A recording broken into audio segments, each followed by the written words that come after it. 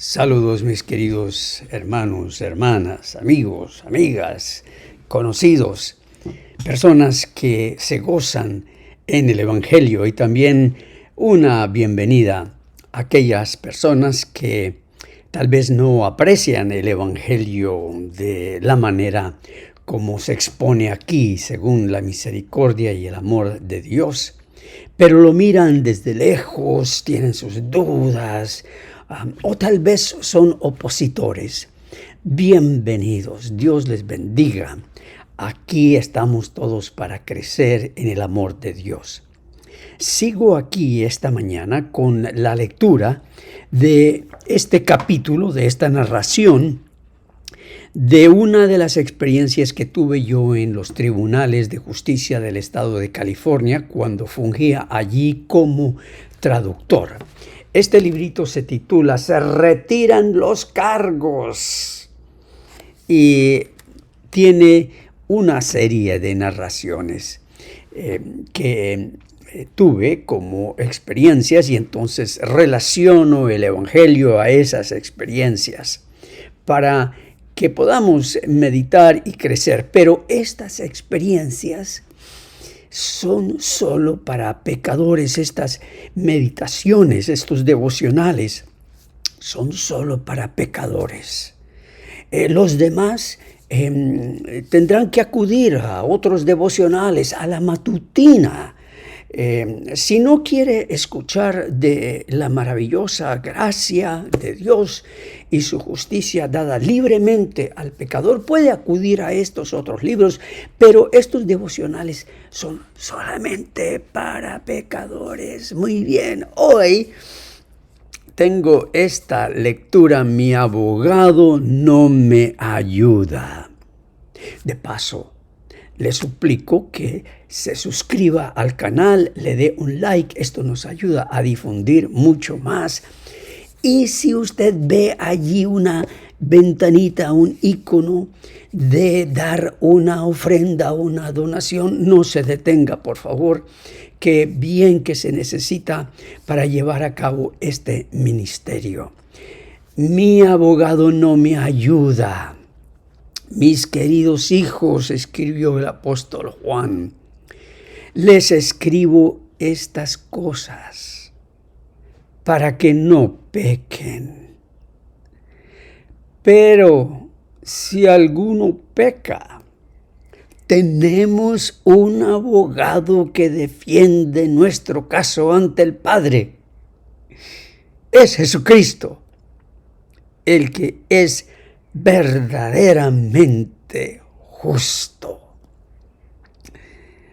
Con demasiada frecuencia se escuchan estas palabras de frustración en los labios de los acusados. Y no les falta razón. Varias veces he traducido estas palabras dirigidas al juez. No está haciendo nada por mí. Todo lo que hace es aplazarme las audiencias y no pasa nada. Quiero que me dé otro abogado. Este no me sirve. Dice que me va a visitar para hablar de mi caso, de mis defensas, pero siempre son mentiras. Nunca aparece. Señor juez, póngame un abogado que me pueda ayudar, al menos para mover el caso y saber qué va a pasar conmigo. Y es cierto, allí se quedan en las celdas esperando la visita de sus abogados. Y los abogados no llegan. En muchos casos, los abogados tienen muchos casos que seguir, pero en otros sencillamente no les visitan. Bueno, sigo adelante con la lectura. No es simplemente una queja caprichosa. Hay un verdadero lamento, frustración, dolor, soledad, angustia, potencia, impotencia. Sin embargo, la ley provee acá en los Estados Unidos un cierto remedio denominado audiencia Marsden. Tan pronto como el acusado pide un nuevo abogado, el juez tiene la obligación de suspender toda audiencia prevista y escuchar los reclamos del acusado.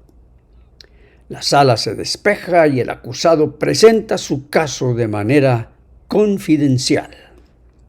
Debe demostrar que la comunicación con su abogado, así como la confianza en él, se ha roto a tal punto que ya no puede confiarle su defensa. Pero el juez no siempre concede la petición. Más a menudo desestima la petición y apoya el trabajo del abogado. Esto solo aumenta la desesperación del acusado. Los abogados tratan de explicar a los acusados que solicitar aplazamientos es una manera de cansar al Ministerio Público, de agotar su paciencia. Tarde o temprano se cansarán del caso y ofrecerán una sentencia reducida para salir del asunto. No obstante, el acusado solo conoce la incertidumbre de su futuro, queda a ciegas día tras día. Pero en el tribunal divino todo es diferente. Tenemos un abogado excelente, sobresaliente y único. Él sí ha cumplido todas sus promesas. Él no solo tomó nuestro caso, sino que tomó nuestro lugar, se declaró culpable, recibió la sentencia y luego subió a la cruz para dar su vida por nuestras culpas y delitos. Eso sí es tener abogado. Con razón la Escritura dice: mis queridos hijos, les escribo estas cosas para que no pequen. Pero si alguno peca, tenemos un abogado que defiende nuestro caso ante el Padre. Es Jesucristo, el que es verdaderamente justo. Él mismo es el sacrificio que pagó por nuestros pecados, y no solo los nuestros, sino también los de todo el mundo. Allí está en 1 de Juan 2, 1 y 2. Cuando el juez divino pasa lista y dice tu nombre, Jesucristo responde en tu lugar. Cuando el juez divino te pide rendir cuentas de tu vida, Jesucristo presenta su vida perfecta en beneficio tuyo, en lugar de la tuya. Y para que confiemos constantemente en que es verdad, nos envía a su Espíritu Santo que nos lo recuerda a cada instante. En los momentos de duda, cuando sentimos que valemos menos que nada al observar nuestras faltas y defectos, el Espíritu nos dice: tienes abogado ante el Padre. Es Jesucristo. Y tu vida está escondida en Él. No necesitas ser tu propio abogado ante Dios. Tienes otro mejor, y es tuyo solo por fe. Él siempre dice de ti: inocente. No hay culpa alguna contra él. Se levantan los cargos. Tu caso ya fue resuelto. No andas a ciegas por la vida preguntándote cuál será tu futuro. Tu vida está escondida en Cristo. Con Cristo en Dios. ¡Qué mejor lugar para nosotros! Una vez que confesamos con razón que en otro lugar el apóstol Juan citó las palabras de Cristo, que nadie nos podrá arrebatar de sus manos. que nuestra vida está escondida con Cristo en Dios. ¿Quién puede llegar allí y arrebatarnos de sus manos, de su regazo? Tienes un futuro de vida y vida en abundancia para siempre, porque tus pecados han sido eternamente perdonados. Alabado y glorificado sea el nombre del Señor. Si alguno desea quedarse un momentito más, vamos a deshilachar, sacarle todo el jugo al texto que tenemos por delante, el texto que con el cual comenzamos esta meditación, el texto de Juan, primera de Juan 2, 1. Bien, mis queridos hermanos, ahora vamos a profundizarnos un poco más en este texto del apóstol Juan. Hijitos míos, estas cosas os escribo para que no pequéis. Este es el gran deseo del Espíritu Santo para nuestras vidas, que nos mantengamos alejados del pecado, que nuestras vidas sean una fragancia dulce, pura, santa, que la vivamos de una manera que nos sintamos íntegros, que estamos en paz, que tengamos una conciencia limpia ante Dios y ante la gente que nos rodea. Así que esta es la voluntad y el deseo de Dios para nosotros. No obstante, allí el apóstol conoce la naturaleza pecaminosa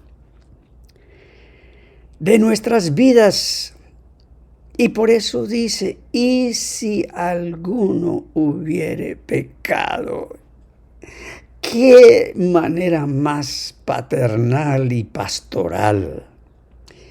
Él no acusa, sino de una manera muy suave dice, si alguno hubiere pecado. Como diciendo, busca tu corazón y lo que encuentres, di la verdad. Sí, tienes pecado, tienes algo, tienes imperfecciones, defectos. No obstante, abogado paracletos tenemos para con el Padre. Ese paracleto, ese abogado en la justicia romana, era un abogado que se paraba al lado del acusado y le decía, shh, no digas nada. Déjame responder en tu favor. Y ese es Jesucristo, el justo. De tal modo que lo que el apóstol nos dice es, no presentes tu propia justicia ante el Padre. Eso no te va a ayudar para nada, porque tu justicia está llena de pecado, está mezclada. Sí, tus buenos deseos, sí, tus obediencias y las cosas buenas que tú haces, de todos modos está toda revuelta allí con tu naturaleza pecaminosa. Y no, Jesucristo es el justo, confía en su perfecta justicia que Él presenta en tu favor. Y por eso Él dice, Él es la propiciación por nuestros pecados. En otras palabras, Él es quien llevó nuestros pecados en su cuerpo y los destruyó. ¿Para qué? Para que cuando el Padre mire tu caso no encuentre pecado. Y por eso dice él acá, no solamente por los nuestros, sino también por los de todo el mundo. ¿Recuerdan lo que dije en la presentación anterior? Que Dios nos hace tis. Esa palabrita en inglés, tis, nos fustiga, nos desafía nuestra mente para decir, ¿qué quisiste decir con eso, apóstol Juan? ¿Por qué no lo aclaraste? Y eso es para humillarnos, para mantenernos humilditos. Cuando dice que Él es la propiciación, es la ofrenda que redime. En Él fueron destruidos mis pecados. Pero no solamente los míos, sino los tuyos. Y luego da este salto, por favor. Los de todo el mundo. Bien, ahora el apóstol sigue. En esto sabemos que nosotros le conocemos, si guardamos sus mandamientos. Aquí saltan los de la ley. ¿Se fijan? Aquí están los 10 mandamientos. Y al centro de ellos, ese mandamiento que Elena de White vio como si fuera un halo de luz rodeando el mandamiento del sábado. Así que no le den vuelta a las cosas. Hay que guardar la ley. Bueno, vamos a ver de qué mandamiento está hablando él aquí. El que dice yo le conozco y no guarda sus mandamientos nuevamente, el tal es mentiroso y la verdad no está en él. Ay, cuántas veces escuché yo estudios bíblicos contra nuestros hermanos evangélicos protestantes, los que van a la iglesia a adorar con todo su corazón y con todo sentimiento y necesidad el día domingo. Y escuchaba yo a mis hermanos laicos leyendo de los estudios la fe de Jesús. Son mentirosos, la verdad no está en ellos, en vano me adoran, etcétera, etcétera. Porque no guardan el sábado. Y se apoyaban en este versículo. Dice el versículo 5, pero el que guarda su palabra, en este verdaderamente el amor de Dios se ha perfeccionado. Por esto sabemos que estamos en Él. El que dice que permanece en Él debe andar como Él anduvo. En otras palabras, aquí el apóstol Juan está hablando del amor. ¿Será cierto? Y luego dice, hermanos, no os escribo un mandamiento nuevo, sino el mandamiento antiguo que habéis tenido desde el principio. Este mandamiento antiguo es la palabra que habéis oído desde el principio. Sin embargo, os escribo un mandamiento nuevo que es verdadero en él y en vosotros, porque las tinieblas van pasando y la luz verdadera ya alumbra. El que dice que está en la luz y aborrece a su hermano está todavía en tinieblas. El que ama a su hermano permanece en la luz y en él no hay tropiezo. Pero el que aborrece a su hermano está en tinieblas y anda en tinieblas y no sabe a dónde va porque las tinieblas le han cegado los ojos. En otras palabras, aquí el apóstol Juan está recordando las palabras que él citó en su evangelio, las palabras de Jesús. Cuando nuestro Señor Jesús responde a uno de los fariseos, que eran intérpretes de la ley, le preguntó cuál es el gran mandamiento en la ley. Ay, aquí sí están los 10 mandamientos. Bueno, los 633. Porque los 10 mandamientos eran un resumen de los 633 mandamientos que había en la Torá. Por eso es un error decir que hay ley moral y ley ceremonial. Ese fue un invento de Orígenes y Jerónimo, los padres de la Iglesia romana. Ya ustedes me han escuchado hablar acerca de eso y tal vez hay algunos nuevos que no. Pero esa separación de la ley moral y ley ceremonial es un invento del romanismo. La ley siempre ha sido una. Pero se entendían que los 10 mandamientos eran un resumen de toda la ley. Y le dicen, ¿cuál es el gran mandamiento en la ley? Porque había una gran discusión entre los fariseos, los rabinos, de cuál era el mandamiento mayor. Algunos decían que era el primero, el segundo, el tercero, el quinto, el cuarto, etcétera.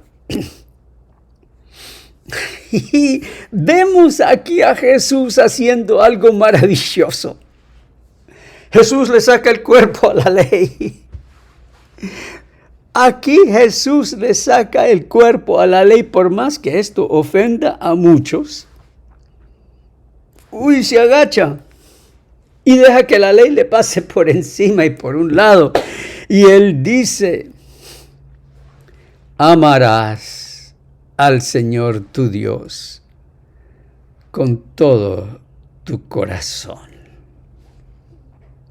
De un corazón lleno de amor, lleno de gracia, lleno de misericordia, Él responde, amarás al Señor tu Dios con todo tu corazón, con toda tu alma, con toda tu mente. Este es el primero y grande mandamiento. Y el segundo es semejante, amarás a tu prójimo como a ti mismo. A ver, ¿qué otro mandamiento necesitas para vivir en santidad y pureza ante Dios?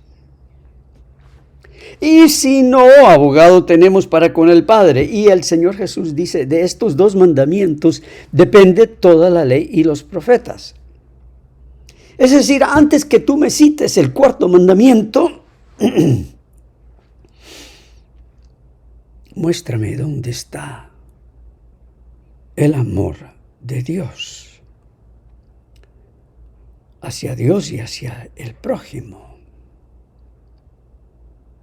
Porque el 4º mandamiento habla de reposar espiritualmente en Cristo. Cristo es el verdadero cumplimiento del 4º mandamiento. En Él puedes reposar tu alma, no solo cada 7 días, sino una vez que tú entras en el reposo de la fe, confiando en Él para tu salvación. Tú ya guardas el sábado y lo guardas para siempre, porque ahora el sábado no es un 7º día, sino es una persona. ¿Cómo vas a pensar que algo creado, el tiempo y el espacio, va a ser tan importante y tan grande como la infinita persona increada de Cristo? Así que en Él reposamos. Pero bien, en 1 de Juan 2 no hay un listado de todos los mandamientos. Y cuando volvemos al mandamiento o a las palabras de Juan cuando él dice, os escribo estas cosas para que no pequéis, entonces vamos a ver cuál es el pecado. Dice, citando las palabras de Jesús en Juan 16, 8 al 11, y cuando Él venga, es decir, el Espíritu Santo, convencerá al mundo de 3 cosas. de pecado, de justicia y de juicio. ¡Ay, Señor! Esto me hace recordar de tanto que se escuchó y que todavía se escucha y que yo predicaba en el adventismo del derramamiento del Espíritu Santo y de la lluvia temprana y de la lluvia tardía, y todo tenía que ver con la predicación de la ley, porque ese es el evangelio para ellos. El otro día un hermano puso acá en un comentario que en el adventismo el evangelio es el Antiguo Testamento y la ley. ¿Cómo puede ser? Que la ley solamente acusa, el evangelio levanta la condena. Así que si se va a dar cuando se da el Espíritu Santo y ya se derramó, el Espíritu Santo es dado con estos tres fines: convencer al mundo de pecado, de justicia y de juicio. ¿Listos? De pecado, por cuanto no creen en mí. Dejen que eso entre y penetre donde antes estaban todas las células de la ley.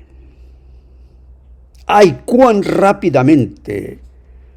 Los adventistas y los sectarios dicen: el pecado es la transgresión de la ley. Como que sale todo en una sola palabra. El pecado es la transgresión de la ley. Jamás escuché yo, estando por más de 20, 30, 40 creo, años en el adventismo, escuchar a un pastor, a un profesor en el seminario, y yo fui al seminario de los seminarios de los adventistas allí en Andrews University, me egresé, me gradué de allí, dar la definición del pecado como no creer en la plena salvación que nos ha dado Dios en Cristo. Y el Espíritu Santo es dado de aquí. Son las palabras de Jesús, por favor, no de Elena White. Son las palabras de Jesús diciendo: el Espíritu Santo ha sido dado para convencer de pecado. Y ese pecado es no creer en el don de la salvación que yo he dado. En mi vida, mi muerte, mi resurrección. El pecado es oponerse a esa salvación, y de eso convence el Espíritu Santo.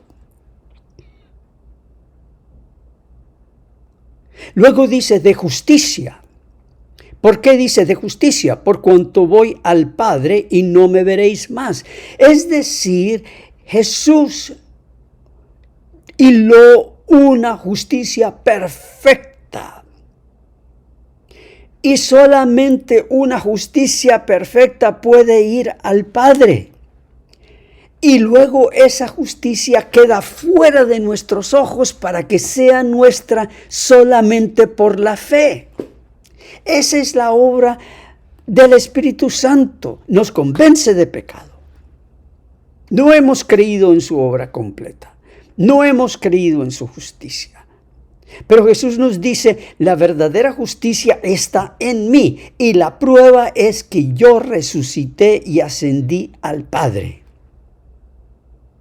Y no me veréis más hasta que yo venga por segunda vez. Y durante todo ese tiempo, yo no voy a estar juzgándoles en un juicio investigador. No, yo voy a hacer ya su justicia perfecta ante el Padre, y ustedes pueden aferrarse a mi justicia. Al darse cuenta de su injusticia, aférrense a mi justicia. Y luego, y de juicio. Ay, se dan cuenta, ya hay juicio investigador. No. Es el príncipe de este mundo, ha sido ya juzgado. El que ha sido intervenido, investigado, ha sido el príncipe de este mundo, el diablo y Satanás, como todo un falso. Todo lo que él levanta contra Cristo ya ha sido juzgado falso. Todo lo que el diablo Una vez que tú pones tu fe en Cristo, todo lo que el diablo presenta como acusación en contra tuya ya ha sido juzgado como falso.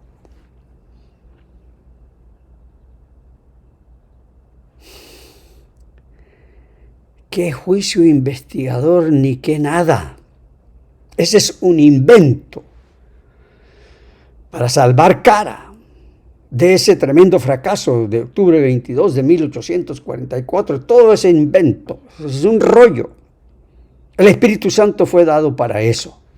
El pecado es no creer en la obra consumada y perfecta de Cristo en su favor. El Espíritu Santo viene a convencerte de que tienes una justicia perfecta en Cristo y que te puedes resguardar en lo que Cristo hizo por ti, porque toda acusación que te trae el príncipe de este mundo es falsa. Él ya ha sido juzgado.